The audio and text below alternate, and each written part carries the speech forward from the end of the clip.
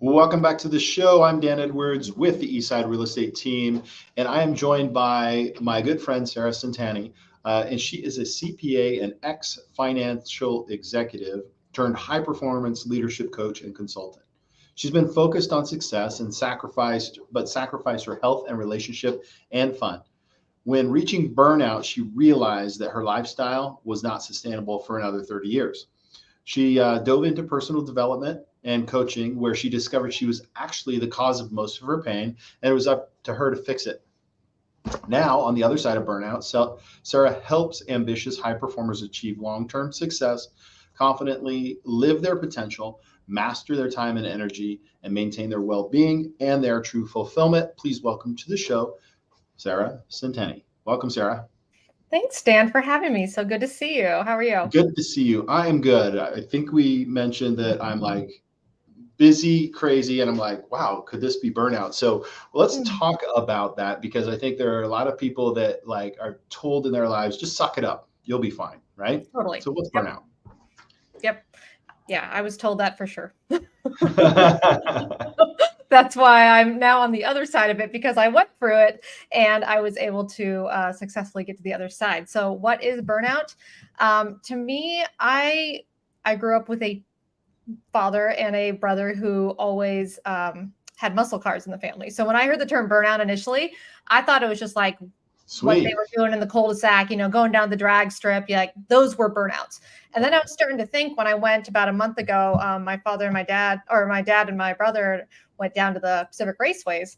And I was watching my brother. He was racing his Chevelle, and he was like doing a burnout right before the start line. I'm like, oh, he's just like staying in one place. He's just like getting the tires hot and sticky before he gets up to the start line, before he's about to go, try to go for that 10-second quarter mile time. And I realized that right after he did the burnout, a guy came with a broom and started like brushing away the rubber that was left on the road. I'm like, holy crap, this is similar to what I went through. Like when I was in burnout, I was leaving like little pieces of me behind. Like I Mm. was not who I was anymore. I used to be a vibrant, social, hardworking. I used to row competitively. Like I used to do all of these things. And when I looked at myself, I just wasn't fulfilled anymore. I was kind of cranky. I wasn't taking care of myself. I didn't feel fulfilled in my life and in my job. I was just a shell of the person I was. I left pieces of me behind. And I just kept going every single day, leaving pieces of me behind more. So what I did was I realized that I was in burnout and I found out what that was. And burnout, there are 5 stages of it, and we can get into Yeah. that if you want to learn a Yeah. little bit Let's talk more. about them. Yeah. So there's the honeymoon stage. So this is essentially like you get into a job where maybe you're growing a little bit more and you're like, I can do this. I can prove it to myself, I can prove it to others, and you're just accepting the responsibility. You know that there's going to be a learning curve. It is what it is. I mean, whenever we grow, there's a learning curve. So that's the first stage.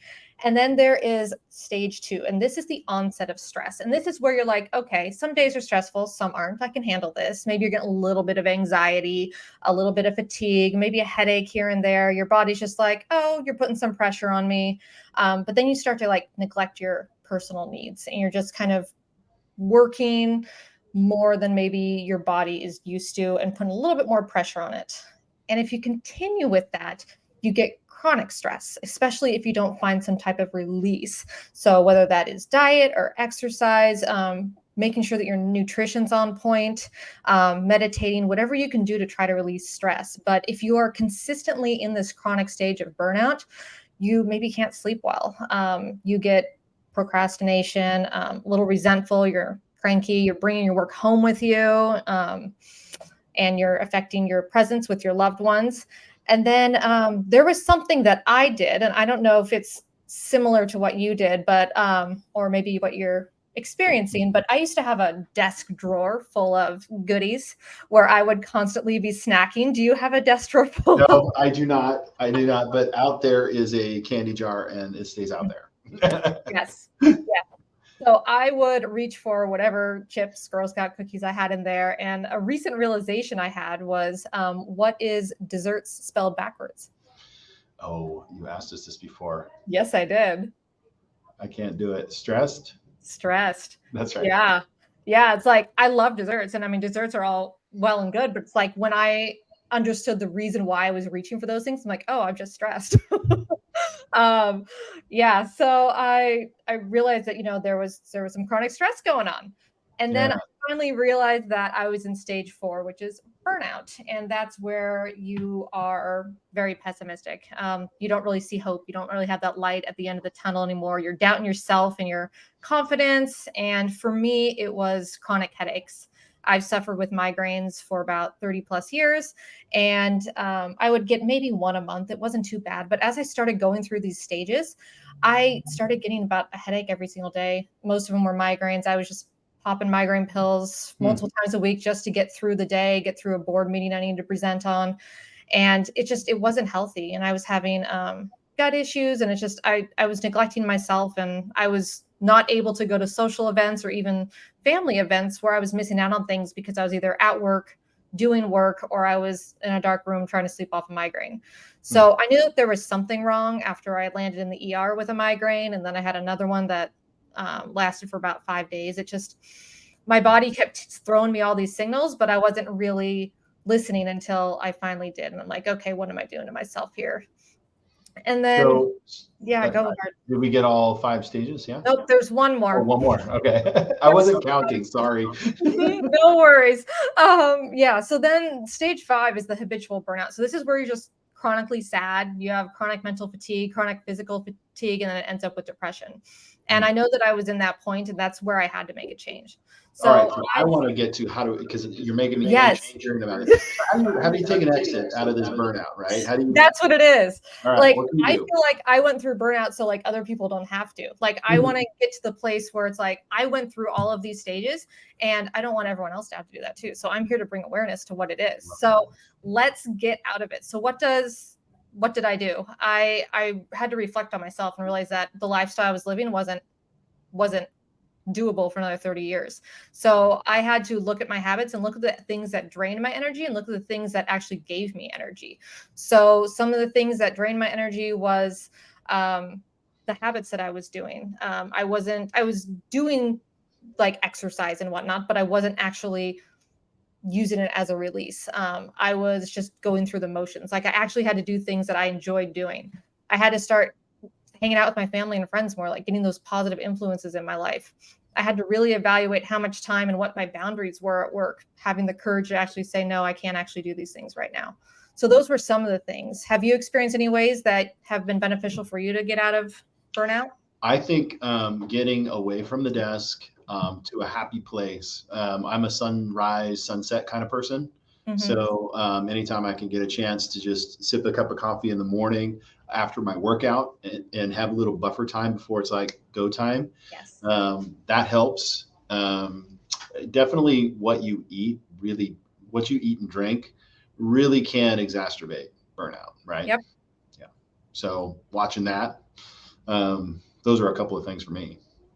Yeah, those are all very good points. The biggest thing that I did was I realized that the nutrition aspect of it, right? So I was able to reduce my migraines back down to maybe one a month, like not even, I rarely have headaches anymore. And it was mainly because of the nutrition. I was able to go get a food allergy test, food sensitivity test, and actually figure out what was going on. I was able to release the stress that I had, actually be able to lose weight and gain muscle because I was feeding my body the fuel that it needed. And then I was releasing the stress that was built on for so many years. Yeah, and I can stick in the workout thing all day because for me, like I like to get up and work out in the morning. Yep. It really has to happen, but I'll be like, man, I just don't want to get up, and I kick my butt out of bed and I go down there, and the amount of endorphins and positive energy I have those days far exceed anything else. And I didn't even do a good job. Like I was like the slowest guy running around the building or whatever it did. But our body it's counterintuitive, right? Mhm. Yeah. Yeah, definitely. So talk to me about what the other side of burnout looks like. The other side of burnout is a more joyful life. It is a more fulfilling life where you are actually being able to not just live a balanced life, but live a harmonious life where you're able to maintain your well-being, your positive relationships, and still be successful without going back into that burnout phase. You're more aware of yourself and what your boundaries are. You can still stretch your boundaries, but you're in that place where you're actually able to push yourself at a healthy level without sacrificing what you did before. Yeah. So I would say, like, perspective wise, would you have the same feelings if you if you if you hadn't experienced it to the depths that you had? I would think that I know myself very well now, and I know that when I'm approaching that, and I can definitely see the signs of it. But there are so many different ways that burnout can manifest. Like some people get panic attacks. Some people are just in denial, like they just feel like everyone's out to get them. There's a lot of different signs and symptoms, and it is actually recognized now by the World Health Organization as an actual disease. So it is common. I would say that because I have had it, I know what it can do. But Right. by bringing awareness, I know I have a lot of colleagues who have also gone through burnout, and just being able to hear their stories is like, oh, that's something I didn't experience, but I do know someone who did, and that symptom is something that they were experiencing. So that could be something that they're possibly heading towards burnout. So I Do think you that think? bringing awareness really helps. Yeah, and I was going to say, do you think is it just high performance persons, or maybe is also maybe a job or a position that doesn't feel like you're adding significance?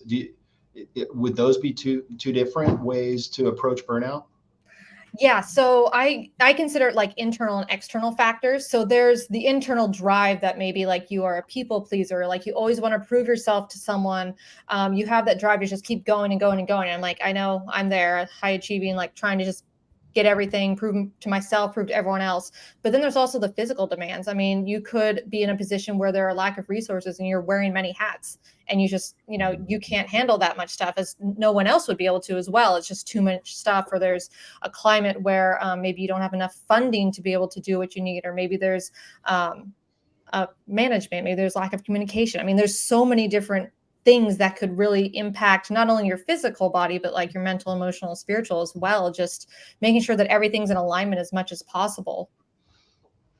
Well, so basically, this is where I want to get to is, how do you come alongside anybody, any organization, right? You're consulting and coaching, Mhm. and not just burnout, but obviously this is all about performance too, because I know that you work with a lot of different people and organizations to Mhm. help them have high performance. And one of the one of the downsides of high performance could be this burnout thing. So just kind of give me the synopsis, your organization, what you do, and how you help individuals as well as organizations.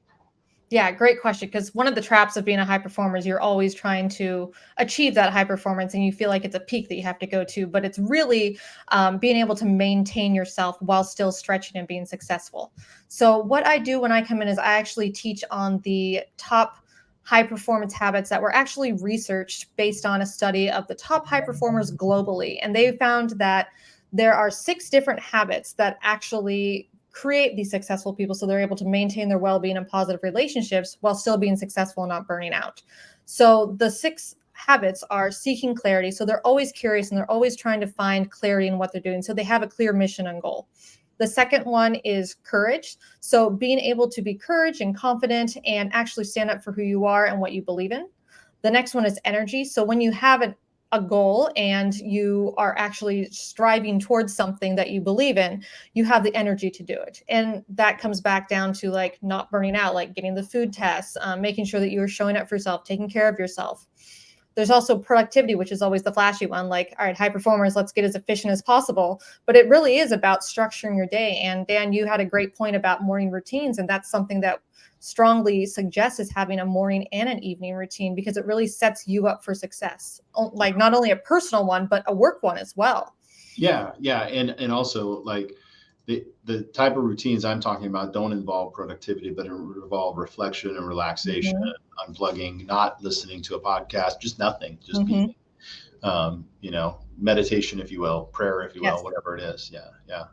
Well, Sarah, we could talk about a ton of things. I Oh, yeah. so appreciate you coming on. We can pick another topic in the future and have you back on as well. Would love for that. How do people get a hold of you? Yeah, you can find me on LinkedIn at sarah-centanni.com, or you can call me at 707-690-0886. 0886. Okay, Yeah. awesome. Thanks, Sarah. Appreciate it.